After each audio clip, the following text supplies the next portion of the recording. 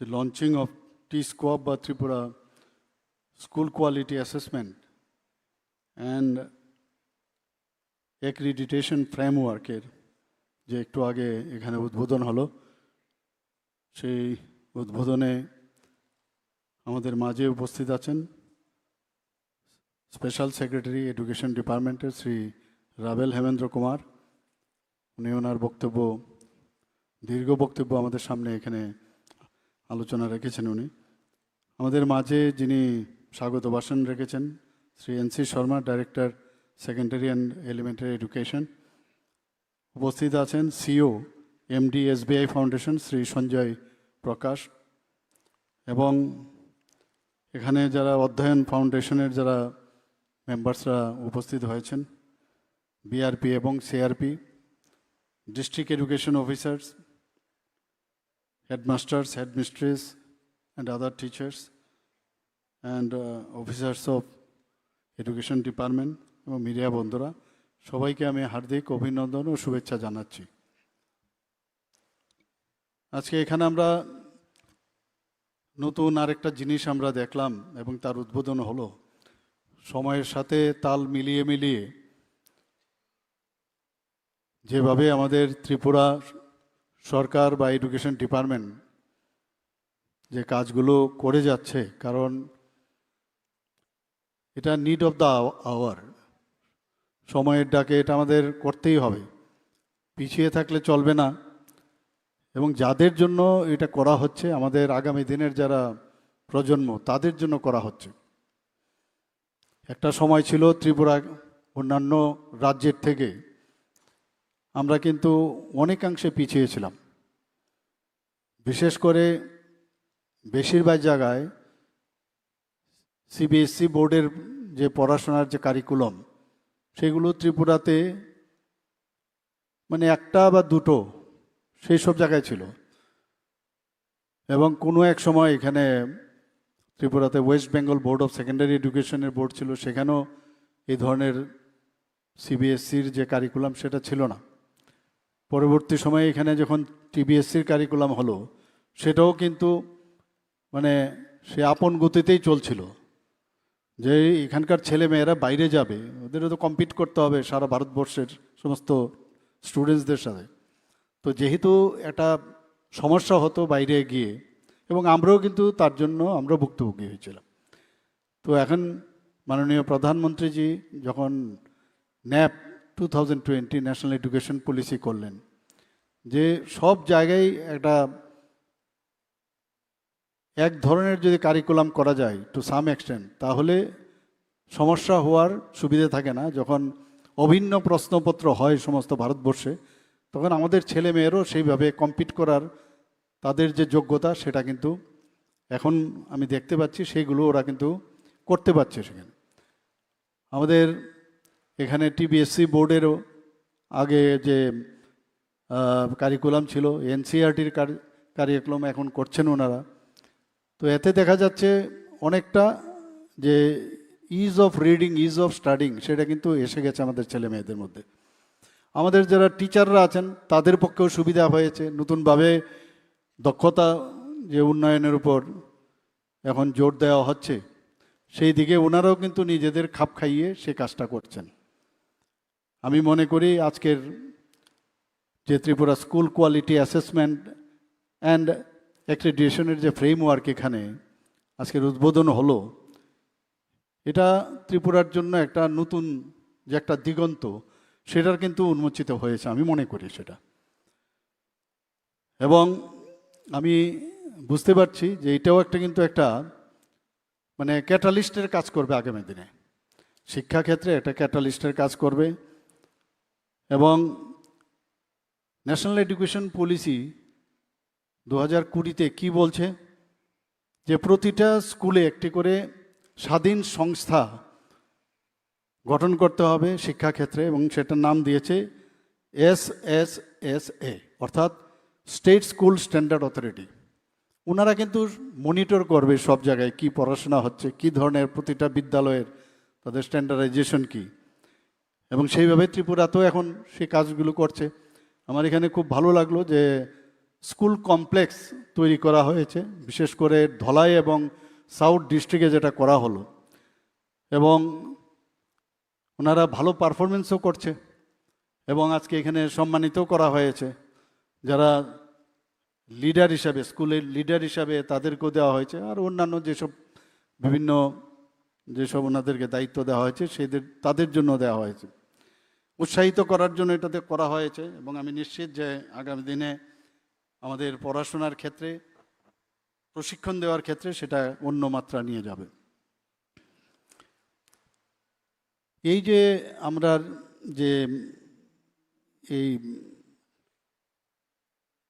যে আজকের যে টি-স্কোয়াব যেটা খোলা হলো, তাতে কিন্তু আমরা দেখতে পাচ্ছি যে আমার পূর্ববর্তী বক্তারা বলল, এতে করে প্রতিটা স্কুলের তার যে স্ট্যান্ডার্ড অফ এডুকেশন সেটা বোঝা যাবে, এই স্কুলের স্ট্যান্ডার্ডটা কীরকম আছে, এবং সেই অনুযায়ী তাকে স্বীকৃতিও দেওয়া হবে। বিভিন্ন level 1, level A, B, C এরকম করে দেওয়া হয়েছে এবং অনেকগুলো ক্রাইটেরিয়াও রাখা হয়েছে।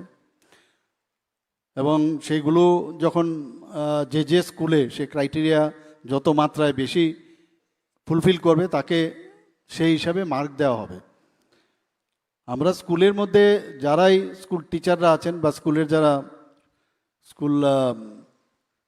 যারা হেডমিস্ট্রেসরা আছেন, গতানুগতিকভাবে কিন্তু আমরা এখন পড়লে চলবে না যে আমরা ঠিক আছে সিলেবাস আসলো, সিলেবাস শেষ করতে হবে, কিন্তু তারপরেও সিলেবাসের বাইরেও অনেক জিনিস আছে যেগুলো আমরা একেবারেই এখনকার যুগে সেগুলো যদি ইনক্লুশন না করা হয় তাহলে আমরা কিন্তু কম্পিট করতে পারবো না।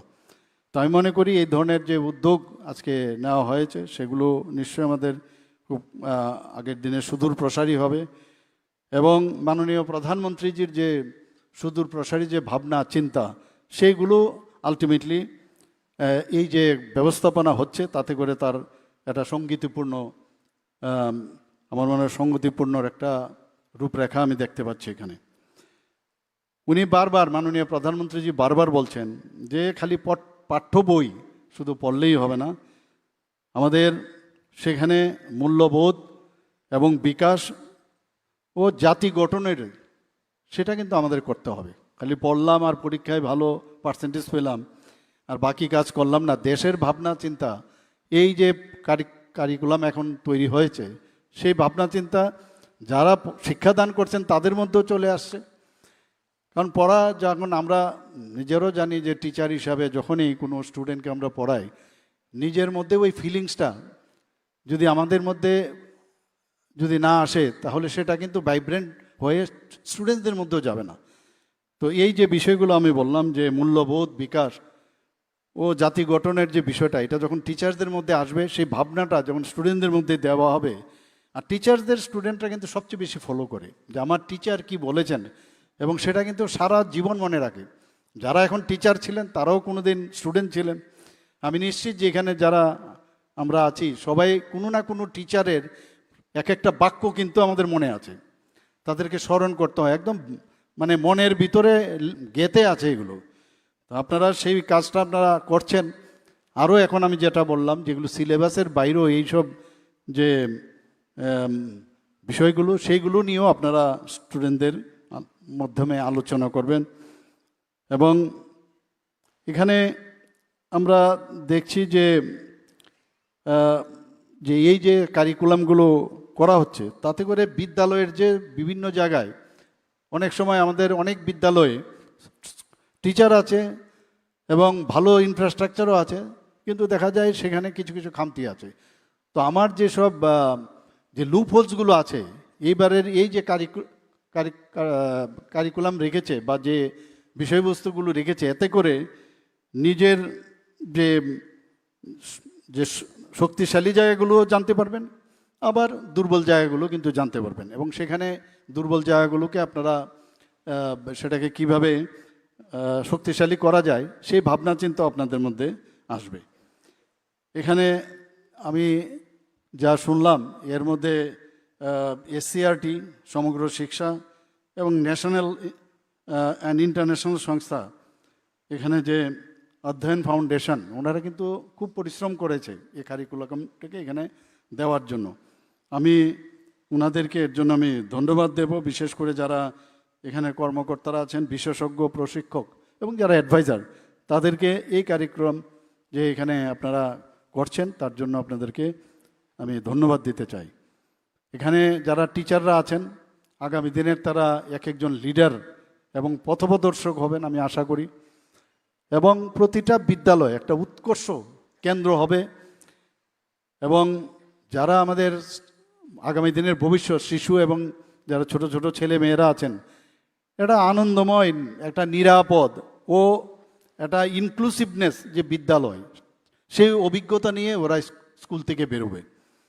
এবং এটা যদি বেরোয় তাহলে আগামী দিনের যে ভারত গড়ার যে লক্ষ্য, সেখানে কিন্তু তারও একটা সহায়ক ভূমিকা ওরা নেবে আমি আশা করি। এবং মাননীয় প্রধানমন্ত্রীজি কিন্তু বারবার বলছেন যে শিক্ষাক্ষেত্রে ভারত আবার বিশ্বগুরু করে তুলতে হবে। তো এই যে ছেলে মেয়েরা আগামী দিন যারা আজকে আমাদের যারা টিচাররা ওনাদেরকে যেভাবে তৈরি করবেন, যেভাবে গড়বেন, সে বিশ্বগুরু হওয়ার সম্ভাবনা প্রকট।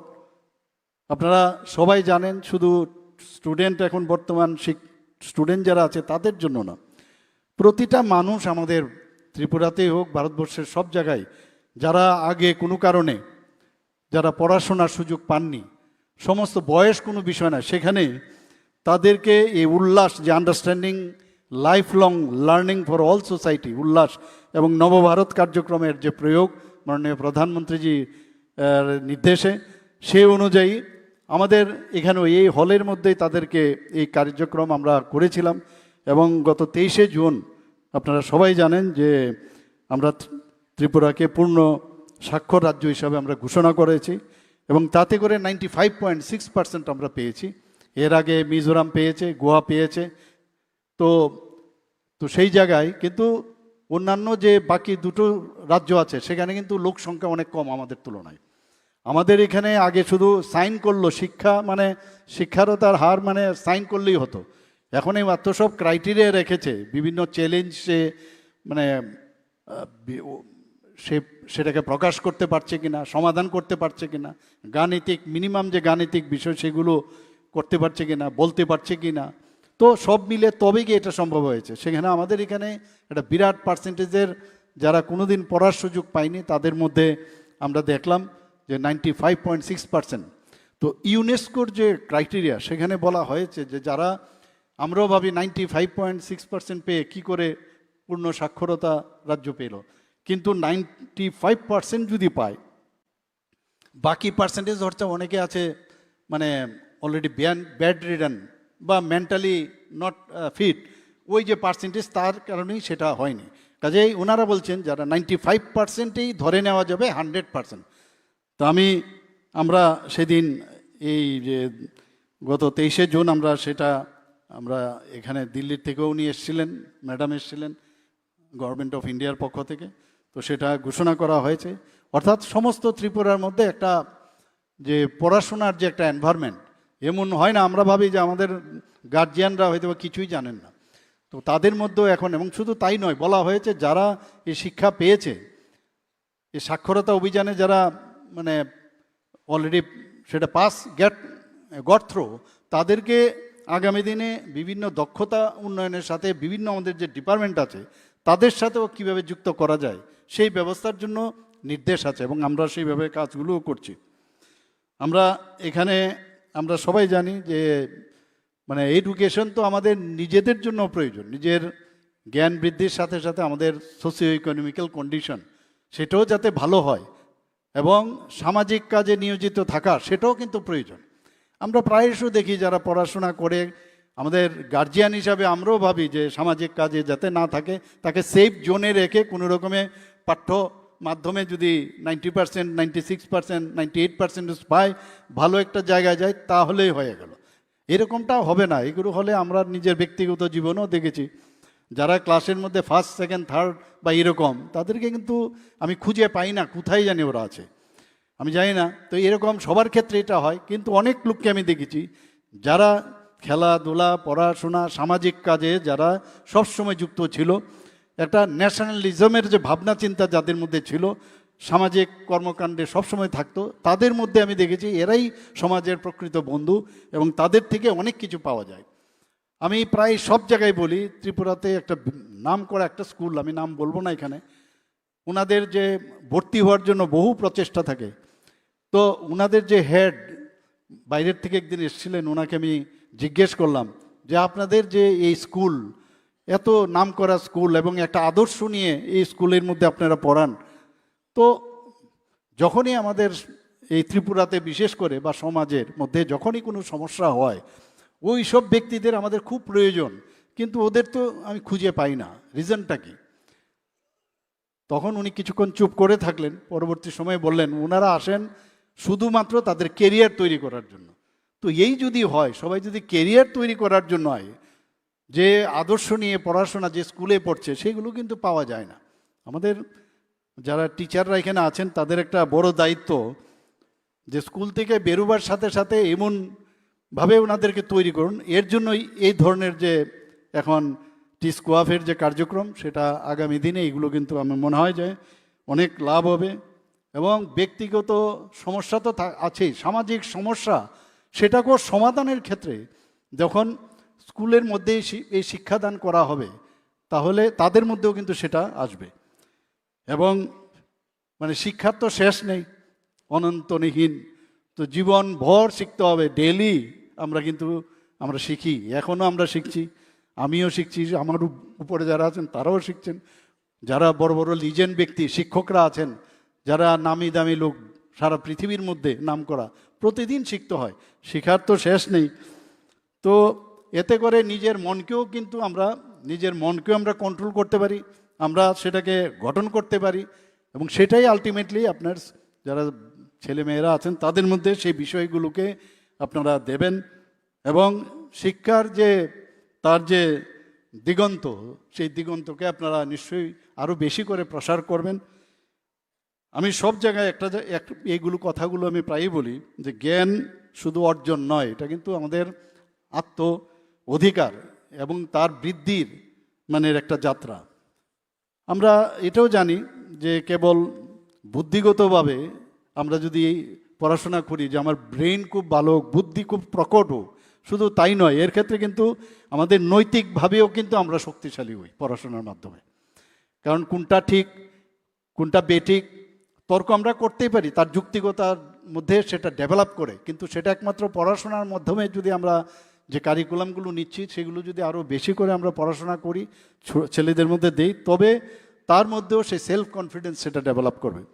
আমরা জানি যে আমরা বেশিরভাগ যে কোনো বিষয়ে, আমি হয়তোবা এখন একটা পার্টিকুলার সাবজেক্টে আমার জ্ঞান একবারে 100% স্যাচুরেশন পয়েন্ট, কিন্তু আরেকটা বিষয়ে দেখা যাবে আমি অজ্ঞতা। তো এই অজ্ঞতার থেকে জ্ঞানের এই মাঝখানে হচ্ছে শিক্ষা। যে কোনো বিষয়ে শিখতে গেলে শিক্ষার প্রয়োজন। আমি যেটা বললাম যে শিক্ষার শেষ নেই, সেই শিক্ষার যে মাঝখানে যে অজ্ঞানতা আর জ্ঞানের মাঝখানে যে ব্রিজ, সেটা এবং অন্ধকার থেকে যাতে আলোর দিকে নেওয়া যায় তার নামই হচ্ছে শিক্ষা। এগুলো আপনারা নিশ্চয়ই টিচার স্টুডেন্টদের বুঝান। এবং আমি বারবার বলছি যে পুঁথিগত শিক্ষা সেগুলো কিন্তু এটা মানদণ্ড হতে পারে না একটা জীবনের। বাকি জীবনের যেসব কঠোর যে বিষয়গুলো আসে সেইগুলোও শিক্ষার একটা আমার মনে হয় একটা ভিত্তি হতে পারে। এবং নিজেকে একটা পূর্ণাঙ্গ মানুষ হিসাবে নিজেকে তৈরি করা।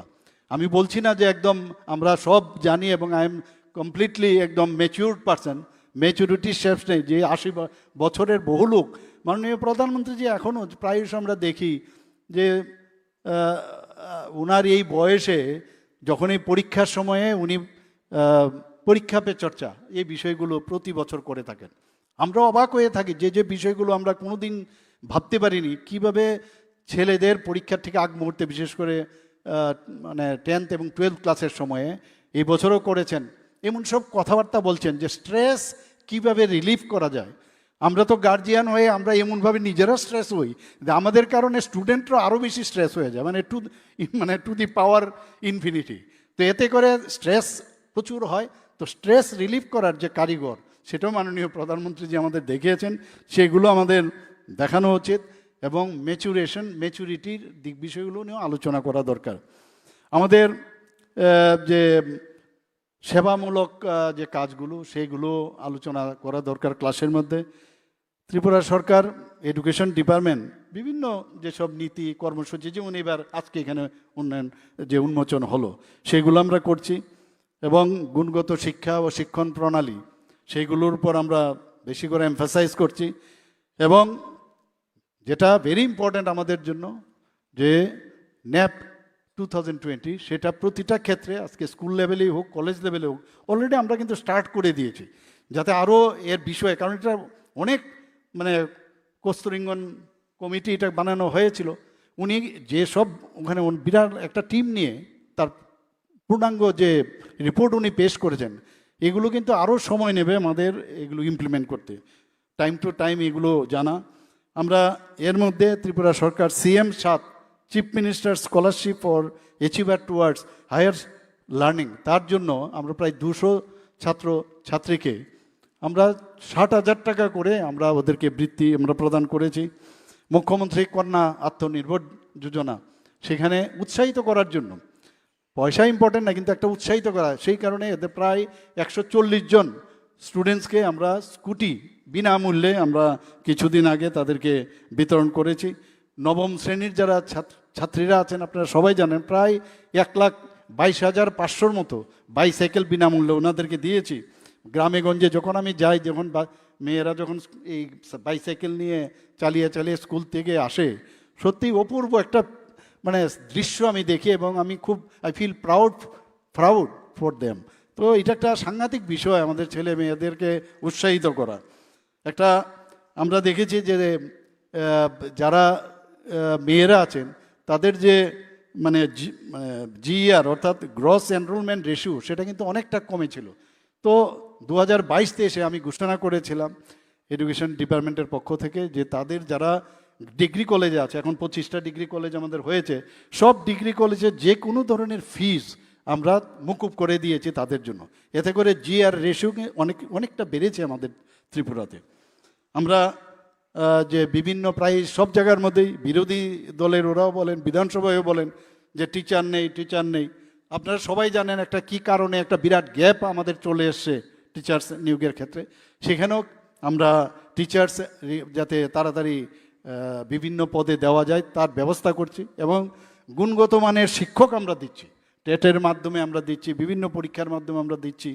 তো সেগুলো তো দিচ্ছি। কিছুদিন আগে 226 জন গ্র্যাজুয়েট এবং আন্ডার গ্র্যাজুয়েট শিক্ষক শিক্ষিকাকে আমরা নিয়োগ দিয়েছি এখানে নিয়োগপত্র।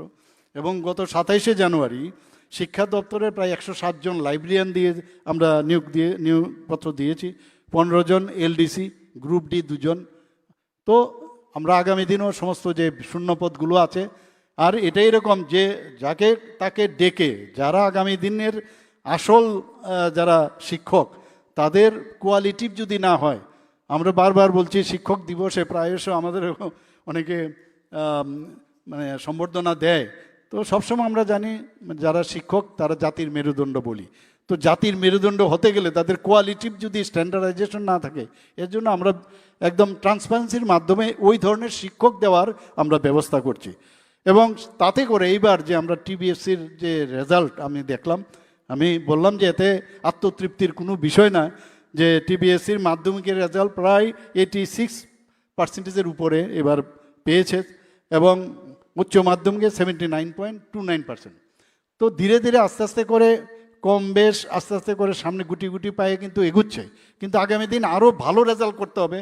এবং আমি আজকেই ভাবছিলাম যে এতগুলো যে স্কুল কমপ্লেক্স করা হয়েছে, লিডার তৈরি করা হয়েছে, এখন এখানে এই ধরনের একটা স্কোয়াপ যে একটা নতুন একটা পদ্ধতি এখানে ব্যবহার করা হচ্ছে, তাতে করে কবে 100% রেজাল্ট, অনেক স্কুলে 100% রেজাল্ট হয়েছে, কিন্তু আরও রেজাল্ট যাতে হয় আমাদের ত্রিপুরা সব জায়গায়, যেন মানে বলা হয় যে এখানে কিন্তু ফেল করে না, সব ভালো রেজাল্ট করে।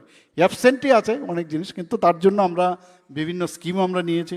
বিদ্যাজ্যোতি স্কুল মাধ্যমিকের এবার রেজাল্ট 86%, এবং 26%-এর বেশি হয়েছে গত বছরের তুলনায়। বিদ্যাজ্যোতি উচ্চ মাধ্যমিকের কথা যদি বলি 71%, সেখানেও 21% আমরা বেশি পেয়েছি। আমরা চাইছি যে শুধু ইনফ্রাস্ট্রাকচার, বহু ইনফ্রাস্ট্রাকচারের বহু আমাদের এডুকেশন ডিপার্টমেন্টে আমাদের বাজেটের বিরাট সবচেয়ে বেশি আমি বলতে চাই একটা বিরাট অংশ আমাদের যে আর্থিক যে সহায়তা সেখানে কিন্তু আমরা এডুকেশন ডিপার্টমেন্টকে দিয়ে থাকি। আমরা এই নিয়ে বারবার কথা বলি, তাহলে আমাদের কেন এই সমস্যা থাকবে? যদি একটা আমরা এত মানে টাকা পয়সার দিক দিয়ে ওনার এই ডিপার্টমেন্টের জন্য খরচ করি, তার যে ফিডব্যাক আমাকে দিতে হবে। আমি বারবার বলেছি কোন এখান থেকে স্টুডেন্টরা বেরিয়েছে, কোথায় কি হয়েছে, তাদের কি রেজাল্ট হয়েছে, আমরা দেখতে হবে সেই বিষয়গুলো। তো সেইভাবে আমি কথা বলেছি। তো যারা উৎকর্ষতা, সমতা, অন্তর্ভুক্তি এর যে বিষয় সেগুলো আমরা উদ্ভাবনী যে ইনোভেটিভ আইডিয়া সেইগুলো যাতে আগামী দিন আরও বেটার করা যায়। এবং আমরা বিভিন্ন সময়ে বিভিন্ন যেসব আমরা কার্যক্রম নিয়েছি, আমরা সবাই জানেন যে পিএমসি স্কুল আমাদের ত্রিপুরাতে 84 পিএমসি স্কুল হয়েছে, সেখানেও আপগ্রেডেশনের জন্য সেই কাজগুলো করা হয়েছে। এখানে সহর্ষ হচ্ছে একটা মানে মানে জয়ফুল লার্নিং এবং ইমোশনাল ওয়েলবিং, এটা বিষয়ে আমরা এখানে কার্যক্রম করেছি, সেটাও ত্রিপুরাতে আমরা করেছি। নিপুণ ত্রিপুরা, যেখানে national initiative for proficiency in reading with understanding and numeracy. তো বিভিন্ন যেসব আমাদের স্কিম আমরা তো করছি এখানে, বিদ্যা সেতু মডিউল আমরা এখানে ত্রিপুরাতে আমরা করেছি। যারা একদম ক্লাস 1-এ যখন আসবে, যাতে ইমিডিয়েটলি স্কুলের এনভায়রনমেন্টের সাথে ওরা খাপ খেতে পারে, তার জন্য একটা 9 সপ্তাহের একটা আমরা কোর্স আমরা করেছি। তো এক এক সময় ইনোভেটিভ আইডিয়া এবং আমাদের যে ন্যাপের যে নির্দেশিকা সেগুলো রেখে আমরা কাজগুলো করছি। আমরা আশা করি যে আমরা যদি সবাই মিলে এই যে গৌরবময় যে প্রয়াস সেটাকে আমরা সফল করি এবং ত্রিপুরাকে এই শিক্ষাক্ষেত্রে এক নতুন উচ্চতায় আমরা পৌঁছে দিই, গড়ে তুলি সমৃদ্ধ ত্রিপুরা এবং শ্রেষ্ঠ ত্রিপুরা। সবাইকে আবার আমি আমার আন্তরিকভাবে ধন্যবাদ জানিয়ে আমি আমার কথা বলা শেষ করছি। নমস্কার, জয় Hind. Tripura School Quality Assessment and Accreditation Framework ni o nangkukmani panda o rangsakni panda kubuino belai no kupulung ungkha tini ni pandani narwai okrani belai sungsasa koklamni bagai narwai okrano belai belai khero hambai। আমরা আজকের অনুষ্ঠানের প্রায় শেষ পর্যায়ে চলে এসেছি। বাণী বিদ্যাপীঠ